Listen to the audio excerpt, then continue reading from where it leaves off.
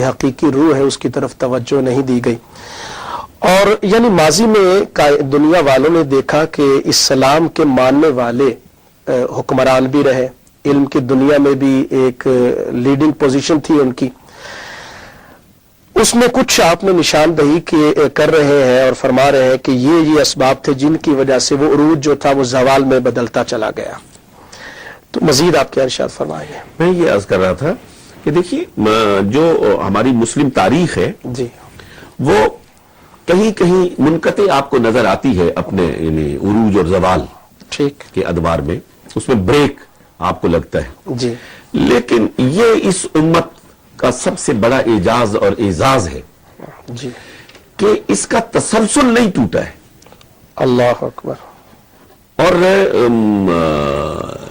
میں اس فکر سے متفق نہیں ہوں جو ایک خاص طرز فکر رکھنے والے لوگ اس کو بیان کرتے ہیں کہ اسلام کا ایک دور ختم ہو گیا اور پھر اس کے بعد پھر زوال ہی زوال ہے، زوال ہی زوال ہے. نہیں، میں جب تاریخ کے جھروکے سے دیکھتا ہوں تو مجھے، اور چھوڑیے بر صغیر کو لیجئے، جی مجھے سلطان شمس الدین التتمش نظر آتا ہے، صحیح صحیح، مجھے اورنگزیب عالمگیر نظر آتا ہے. بالکل صحیح. وہ ٹوپیاں بن کر اپنا کاروباری زیست یعنی چلانے فاروقی رنگ اس میں نظر آتا ہے. فاروقی نظر آتا ہے. مجھے شمس الدین التتمش خواجہ قطب الدین بختیار کاکی کے قدموں میں بیٹھا ہوا نظر آتا ہے. سبحان اللہ.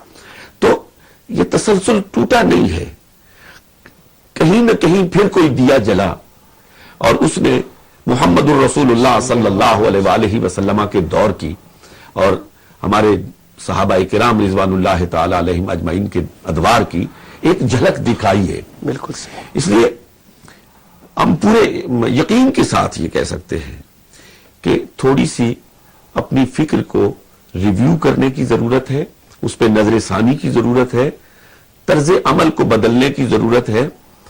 اور ایک خاص بات جو میری سوچ میں ہے کہ جو حکمران اور رعایا ہے ان کے درمیان بودھ پایا جاتا ہے، اس بودھ کو ختم کرنے کی ضرورت ہے. جیسا کہ آج کل ہو رہا ہے مختلف پوری اسلامی دنیا میں آپ دیکھ لیجئے کہ حکمرانوں کا طرز فکر اور ہے، صحیح، رعایا کا طرز فکر اور ہے. جب تک حکمران اور رعایا کے طرز فکر میں مطابقت پیدا نہیں ہوگی، مسلمان یکسو ہو کر یعنی اپنی منزل کی جانب رواں دوا نہیں. طاقت کے بل بوتے پر آپ کسی جگہ حکومت نہیں کر سکتے. اگر کوئی چاہے کہ میں طاقت کے زور پر رعایا کو اپنے جو ہے وہ زیر رکھوں تو وہ نہیں رکھ سکتا. بہت مشکل ہے. دیکھیے جی، گزارش ہے کہ ایک بڑا، اور اس سے میں یہ بھی جاؤں گا کہ یہ جو عام طور پہ بعض ذہنوں میں ایک شیطان جو ہے فکر ڈال دیتا ہے کہ خلافت راشدہ میں بھی جبرن جو ہے وہ حکومت کی گئی، تو آج ان کا بھی ردی اس انداز سے ہو رہا ہے کہ اگر جبرن ہوتی تو آج تو اتنی طاقت اور آرمی ہونے کے باوجود بھی کوئی جبرن حکومت نہیں کر سکتا. وہ حکومت ان کی دلوں پر تھی تو تب یہ سلسلہ جاری تھا. دیکھیے صاحب، گزارش یہ ہے، میں اس پہ بھی عرض کرتا ہوں جی کہ جو حکومت طاقت سے ہوتی ہے وہ بڑی وقتی ہوتی ہے. ٹھیک، گردن پر آپ حکومت کر سکتے ہیں صحیح، طاقت کے زور پر، بالکل صحیح. لیکن دل پر حکومت نہیں کر سکتے واہ واہ، کیا کہنے.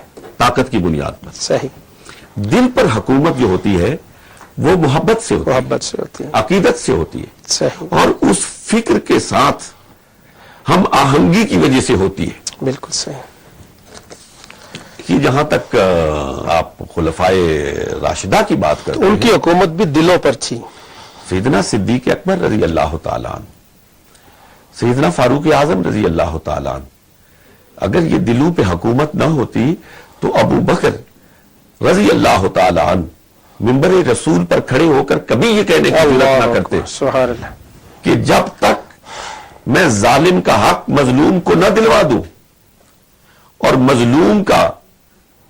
مظلوم کو حق نہ دلوا دوں اور ظالم سے حق لے نہ لوں، صحیح، اس وقت تک مجھے تم پر حکمرانی کرنے کا کوئی حق نہیں ہے. صحیح. اور اگر میں شریعت مصطفی کی پیروی کروں تو میں تمہارا حکمران، اللہ، اور اگر نہ کروں تو یہ جملہ آتا ہے ایک روایت میں کہ مجھے اس طرح سیدھا کر دو جس طرح جوتی کے تکلے کو سیدھا کیا جاتا ہے. اللہ، یہ وہی جرأت ایمانی ہے جس کی وجہ سے حکومت کی جاتی ہے، اور ان کو معلوم ہے کہ جو لوگ میرے مخاطبین ہیں وہ یہ ایمانی قوت سے لیس ہیں کہ جس دن بھی میں نے شریعت مصطفی سے سر منہ انحراف کیا تو وہ حضور کے تربیت یافتہ ہیں، ان کی زبانیں کبھی خاموش نہیں رہ سکتی۔ اگر یہ حکومت تسلط سے ہوتی، جبر سے ہوتی، تو حضرت عمر کے دربار میں ایک خاتون کبھی کھڑی نہ ہو جاتی۔ اگر ایک خاتون کو کھڑے ہونے کی جرت ہے صحیح تو پھر علی کیوں نہ کھڑے ہوتے؟ اللہ بہت بنیادی اگر ایک بات کرار ہیں وہ کیوں نہ کھڑے ہوتے؟ صحیح صحیح پھر جناب طلحہ و زبیر کیوں نہ کھڑے ہوتے؟ بالکل صحیح۔ اتنے جلیل القدر صحابہ کرام۔ یقیناً یہ بات تو یعنی روز روشن کی طرح واضح ہے۔ ناظرین کرام، ڈاکٹر صاحب کی گفتگو جاری ہے اور اس گفتگو کو ہم آگے بڑھائیں گے، اور ابھی تک آپ نے جو ڈاکٹر صاحب کی گفتگو سماعت کی، تاریخ کا حوالہ آپ نے دیا، اور یقیناً ڈاکٹر صاحب نے جو گفتگو کی امت کو یہ بتانا چاہ رہے ہیں کہ یہاں مایوسی کی بات نہیں ہے۔ یہ بالکل نہیں ہے کہ بالکل تاریک ہو گئی ہو اور کہیں کوئی چراغ روشن نہ ہو۔ انہوں نے وہ چراغ بھی گنوائے ہیں کہ جن کی روشنی موجود تھی، اور اس روشنی سے دنیا کو امید کی کرن بھی نصیب ہوئی ہے۔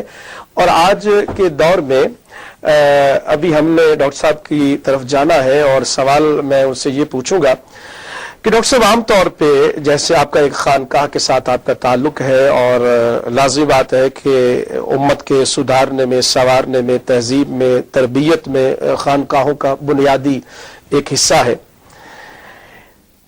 عام طور پہ یہ سمجھا جاتا ہے کہ جب کوئی بندہ دین کی طرف آئے گا تو اس کو بھوک کا سامنا کرنا پڑے گا، اس کو محتاج ہونا پڑے گا، تنگی اس کے سامنے آئے گی۔ تو ذہن میں یہ آتا ہے کہ کیا اسلام قبول کرنے سے کیا ہماری قسمت میں پھر افلاس ہے یا تنگی ہے یا محتاجی ہے؟ ہم غیروں کے آگے جو ہے وہ ہاتھ پھیلائیں، تو یہ ایک تصور آ گیا ہے۔ تو کیا اسلام جو ہے مادی ترقی کے راستے میں رکاوٹ ہے؟ دیکھیے شاہ صاحب، میرے خیال میں یہ جو سوچ ہے بہت ہی مفلوج ذہن کی سوچ ہے۔ جی، ایسا ہرگز نہیں ہے۔ اسلام میں دین اور دنیا کی کوئی تفریق ہے ہی نہیں۔ صحیح۔ یہ الدین اس کو کہا گیا ہے۔ یہ زندگی کے تمام شعبوں کو محیط ہے، اور اس میں کسب حلال اس کو تو بنیادی اہمیت حاصل ہے، سبحان اللہ۔ بنیادی اہمیت حاصل ہے۔ اور اس میں دولت جو ہے اس کو کبھی مذموم نہیں کہا گیا ہے۔ دولت فضل اور خیر کا لفظ اس کے لیے استعمال کیا گیا۔ وابتغوا یا ایھا الذین آمنوا اذا نودی للصلاۃ من یوم الجمعہ فاسعوا الی ذکر اللہ وذروا البیع وذروا البیع ذالکم خیر لکم ان کنتم تعلمون۔ آگے کیا؟ وابتغوا من فضل اللہ، صحیح بات ہے، کہ اللہ کے فضل کی تلاش میں نکلو۔ صحیح۔ روزی آپ کہاں سے کماتے ہیں اور کہاں پہ خرچ کرتے ہیں، یہ وہ دو بنیادی نقطے ہیں صحیح۔ جن کی جانب اسلام متوجہ کرتا ہے کہ یہاں کوئی حرام کی آمیزش نہ ہونے پائے۔ بالکل صحیح۔ لیکن تاریخ اس بات پر شاہد ہے کہ سیدنا فاروق اعظم رضی اللہ تعالی عنہ مسجد نبوی کے صحن میں ہیں، صحیح۔ اور آگے مال غنیمت کے انبار لگے ہوئے ہیں، اور دونوں ہاتھوں سے تقسیم فرما رہے ہیں، اور لینے والے ختم ہو جاتے ہیں، مال ختم نہیں ہوتا ہے۔ صحیح۔ اور آج کا دور تو بہت بعد کی بات ہے۔ عدی بن حاتم کی جو روایت یقیناً آپ کی نظر سے گزری ہوگی، حضور سرور کونین صلی اللہ علیہ وسلم نے فرمایا تھا کہ ایک زمانہ ایسا آئے گا کہ ایک عورت تنہا سفر کرے گی، صنعاء سے لے کر حضرموت تک، اور اس کی طرف دیکھنے والا کوئی نہیں ہوگا۔ عدی کہتے ہیں کہ یہ منظر میں نے خود دیکھا ہے کہ ایک عورت سونے سے لدی ہوئی صنعاء سے لے کر حضرموت تک سفر کرتی ہے، لیکن اس کی طرف آنکھ اٹھا کر دیکھنے والا بھی کوئی نہیں ہے۔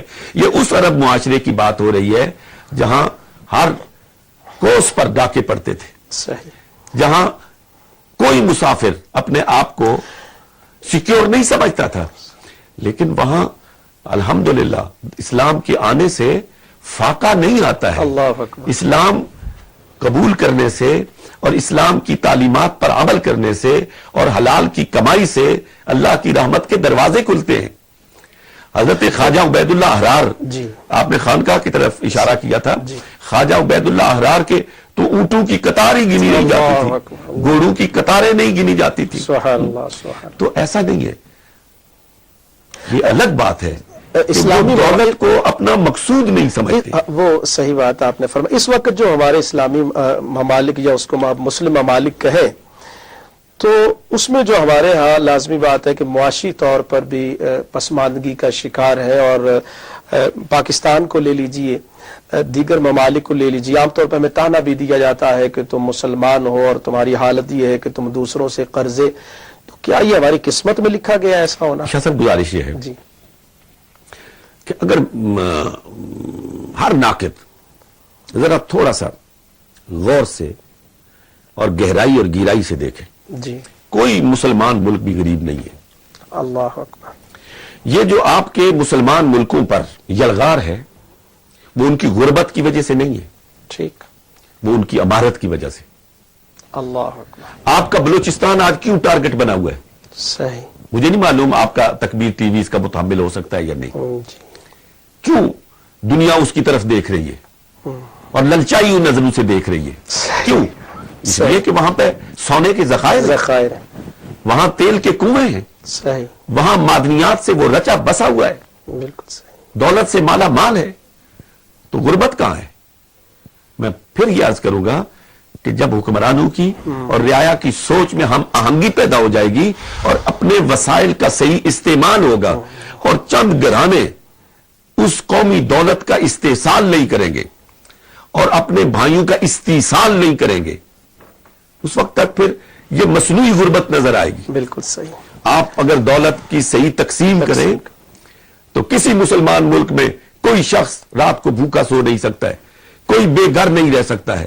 لیکن اگر ایک طرف عیاشی ہو، زکوٰۃ کا نظام ہی صحیح معنوں میں وہاں پر رائج کر دیا بے جائے، شک. وراثت کا جو قانون ہے تو جاگیردارانہ نظام تو ختم ہو جاتا ہے. صحیح بات. لیکن جی آپ آج تک پاکستان میں آپ دیکھ لیجئے 60 سال ہمیں ہو گئے ہیں آزاد ہوئے، آج تک آپ جاگیرداری نظام کو نہیں توڑ سکے. صحیح.